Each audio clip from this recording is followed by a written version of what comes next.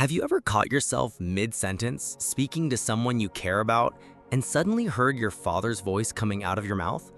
Not his words exactly, but his tone, that edge, that distance, that way of shutting down when things get too real.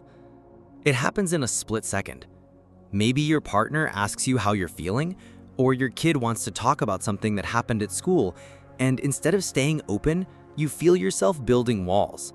The same walls your dad built, the same silence he chose. And for just a moment, you realize you've become the very thing you promised yourself you'd never be. What you just experienced is what psychologists call the father wound. And it's not just about men who had absent or abusive fathers. This wound can exist even when your dad was physically present, worked hard, and provided for the family. Because being there and being emotionally available are two completely different things. The father wound is about the emotional patterns we inherit from our fathers, patterns of silence, control, emotional suppression, and disconnection. It's about learning masculinity through survival strategies rather than authentic self-expression. And here's what makes this so crucial in today's world. We're raising children in an age where emotional intelligence and authentic connection matter more than ever. Yet many of us are operating from an outdated blueprint of what it means to be a man.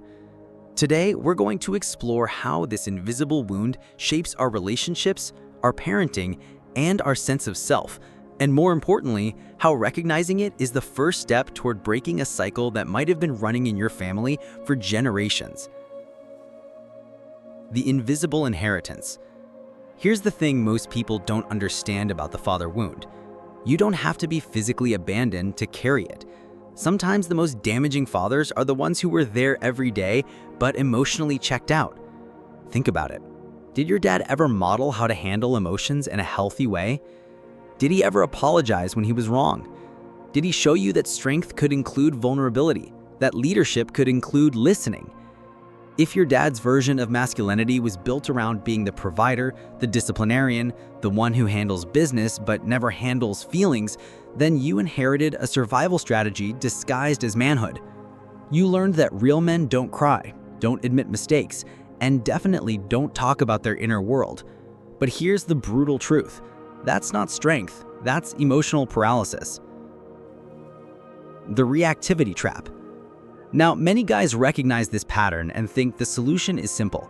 I'll just do the opposite of what my dad did. But this is where it gets tricky, because simply reacting against your father isn't the same as choosing who you want to be. It's still letting him control your decisions, just from the opposite direction. Let me give you an example. Maybe your dad was harsh and critical, so you decide you'll never raise your voice at your kids. Sounds good, right? But then when your child needs boundaries or correction, you either go silent or you overcompensate by being a pushover.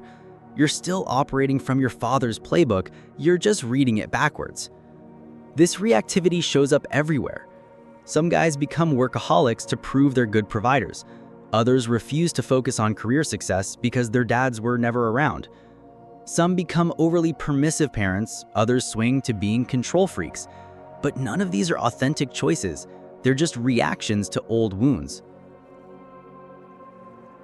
The cost of carrying the wound. The father wound doesn't stay contained. It bleeds into every relationship you have. Your romantic partnerships suffer because you struggle with emotional intimacy. You either shut down when things get real, or you explode because you never learned emotional regulation. Your friendships remain surface level because vulnerability feels dangerous. But it's in your role as a father where this wound does the most damage. Your children learn more from watching how you handle stress, conflict, and emotions than from anything you tell them. When you shut down during difficult conversations, they learn that's what men do. When you use anger as your default emotion because it feels safer than sadness or fear, they're taking notes. Your tone when you're frustrated teaches them more than 1,000 lectures about respect. Your face when you're annoyed becomes the standard for what disappointed authority looks like. And your presence, or lack of it, becomes their template for what love and safety feel like. Here's the part that really stings. Your child will develop an inner voice that sounds a lot like how you speak to them. If you're impatient, critical, or emotionally distant, that becomes the voice in their head for the rest of their life. That's not just about discipline or parenting styles, that's about shaping their fundamental sense of self-worth. Breaking this cycle. So how do we break this pattern? First, we have to stop pretending that what we inherited was normal or helpful. That emotional suppression you learned, that's trauma, not toughness. That inability to apologize or admit mistakes, that's not strength, that's fragility disguised as pride. The real work starts with radical self-awareness. You have to catch yourself in the moment when you're about to default to those old patterns. When your child does something that triggers you, instead of immediately reacting, pause and ask, is this really about what they did, or is this about how I was treated when I made mistakes? When your partner tries to have an emotional conversation and you feel yourself wanting to escape or get defensive, stop and recognize this discomfort I'm feeling isn't about them, it's about never learning that emotional intimacy is safe. This isn't about becoming perfect, it's about becoming conscious. It's about choosing your response instead of defaulting to your programming. The real work starts with radical self-awareness. You have to catch yourself in the moment when you're about to default to those old patterns. When your child does something that triggers you, instead of immediately reacting, pause and ask, is this really about what they did, or is this about how I was treated when I made mistakes? When your partner tries to have an emotional conversation and you feel yourself wanting to escape or get defensive, stop and recognize this discomfort I'm feeling isn't about them, it's about never learning that emotional intimacy is safe. This isn't about becoming perfect, it's about becoming conscious. It's about choosing your response instead of defaulting to your programming. Building something new. Here's what most guys miss. You can't just focus on not being like your father. You have to have a clear vision of who you actually want to be. What does emotional maturity look like? What does healthy masculinity look like? How do you want your children to remember you? Real strength isn't about never showing emotion, it's about emotional regulation. It's not about having all the answers, it's about being willing to say, I don't know, or I was wrong. It's not about being feared, it's about being respected because you're consistent, present, and safe.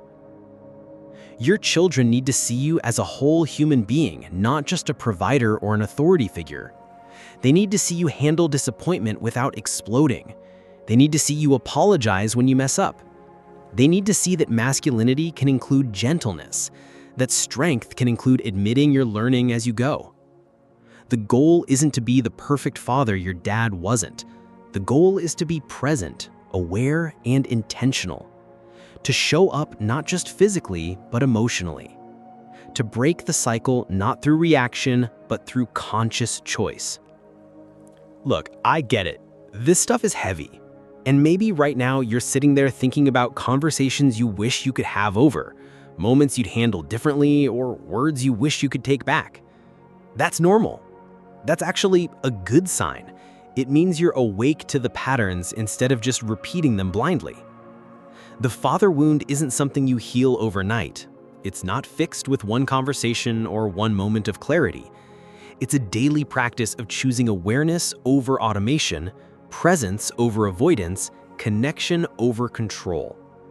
Every time you pause instead of react, every time you stay in a difficult conversation instead of shutting down, every time you apologize when you've messed up, you're rewriting the story.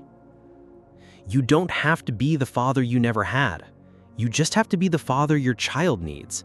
And that starts with being honest about where you are right now and committed to where you want to go. If this resonated with you, I want you to try something this week. Pick one small pattern you recognize in yourself. Maybe it's your tone when you're stressed, or how you handle it when someone disagrees with you, or the way you shut down during emotional conversations. Just one pattern. For the next 7 days, I want you to catch yourself in that moment and make a different choice. Don't aim for perfection, just aim for awareness. Notice when it happens, pause, and try a different response. And here's the important part. If you have kids, let them see you working on this. Let them hear you say, "I'm sorry, I shouldn't have spoken to you that way," or "I'm learning how to handle my frustration better." They need to see that growth and self-improvement are part of what it means to be a strong man. Drop a comment below and tell me one pattern you're committed to changing.